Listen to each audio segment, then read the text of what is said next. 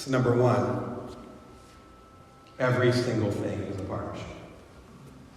Number two, do not wait for permission. And the third thing, pray to cross.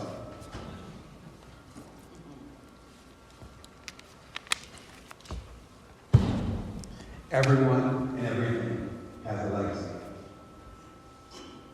Now, some of you are independent, like you mentioned you are for consulting. A few of y'all are real estate agents. See, y'all might not even consider yourselves independent, but you are. So, sorry for calling y'all, but that's part of the game too. And I found that with people who are independent, there are one of two categories. There's the mercenary, and there's the intentional.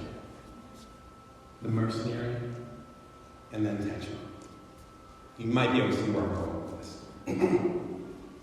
The mercenary says, hey, how much is it going to be? I'm here for the paycheck. I'm going to go ahead and come into this system, do this and that, make sure the job is done. That's nothing more, nothing less. I have no skin in the game. The impact, whatever. Let me move on to the next gig. If the checklist, done. I'm moving on. I'm a mercenary. I'm a freelancer. Shout out to my Japanese people. I'm a Ronin. I am completely independent. Spencer for hire, if you remember the TV show. I'm just coming in, take care of business, moving on. I have no legacy. Then there's the intentional. They say, if I do this product, this service, if I work with this particular community or this particular type of customer, what is the long-lasting impact of that? If they give me this check, as one mentor told me, I should be giving them 10 times the worth. If I were to drop dead right now, and my kids, my family, my mommy, even people who follow me online or are part of my tribe, see me doing this, and I can't erase the web history, I can't fix it up, I can't give an explanation, would they be proud of me? Every single piece counts. Having a legacy is kind of like thinking and believing in gravity. You can go ahead and fight that, but when you jump out of the plane, you're going to realize what the truth is.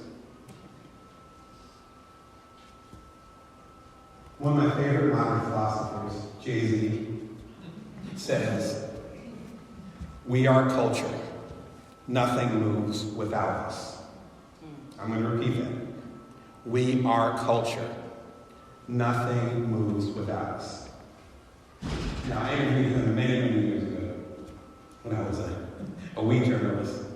And I used to write for The Source and Double XL. So I used to be really into hip-hop journalism. I'm originally from South Jersey, as I mentioned. My family over there.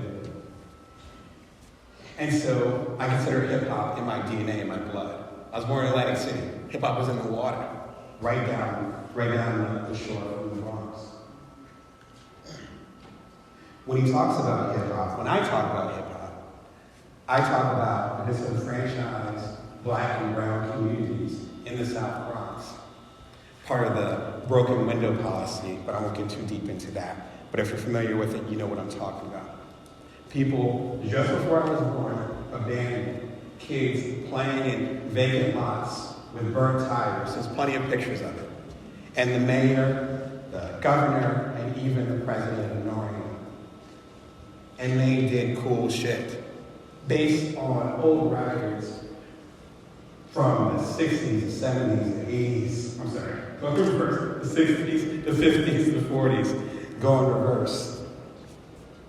And they made $1 billion, now $1 trillion culture. So Jay-Z's talking about hip-hop. Let's be clear. What he's really talking about, people in the LGBTQ community. He's talking about people of color, people who were ignored. He's talking about natural entrepreneurs. We are culture. The new cool shit comes from us. We are the vanguard. If you're going to do something basic, then everyone's going to accept you. Then hell yeah, you don't have to view it as a partnership. Hell yeah, you don't have to view it as waiting you don't have to wait too long to get permission. And you don't have to worry about legacy either, because there's already a legacy there. But what are you doing that's different? What's that thing that's unique to you? That's what I'm trying to build upon. That's what we should all be building upon. Because none of us in this room are the traditional creator entrepreneur. We all have our trauma. We all have our past. We even have a certain state of mind that doesn't fit into you, even if we're from a traditional community, for lack of a better term. We have our crazy ideas that can move the culture. The actor, thespian, and poet Ethan Hawke had a TED Talk about a year ago. Moved me to tears. He said, poetry is fluff until your heart is broken. Then it becomes a lifeline. Poetry is fluff until your heart is broken. Then it becomes a lifeline.